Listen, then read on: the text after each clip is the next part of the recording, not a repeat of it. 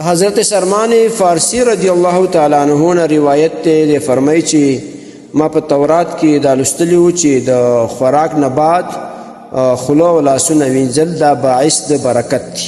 ما د نبی کریم صلی الله علیه وسلم نه د خبرې په باره کې پوښتنه وکړه او نو نبی اسلام فرمایل چې د خوراک نه مخکې او د خوراک نه بعد خوله او لاسونه وینځل دا باعث د برکت دی. د دې حدیث روایت ترمذی شریف کړی او دارنګه ابو داود شریف کړی دی.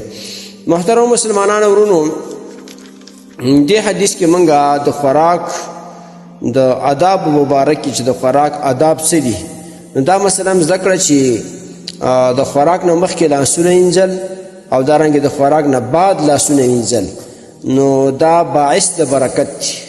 خوراک کې به برکت وي نو د خوراک نه مخکې او دارنګه د خوراک نه وروسته لاسونه وینځل او دارنګه په خوله باندې اوبه تېرول نو دا باعث د برکت دی.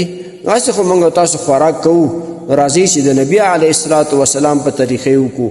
د نبي علیه السلام طریقه دغه اوس د حدیث کې موږ زده کړه چې د خوراک نه مخکې لاسونه وینځو. بعضې خلک داسې چې اودس وکړي نو بیا راشي خوراک ته کښېني یاره ما اوس اودس وکړو. نه، د خوراک دپاره مستقل طور باندې ځان ته لاسونه وینځل سنت دي.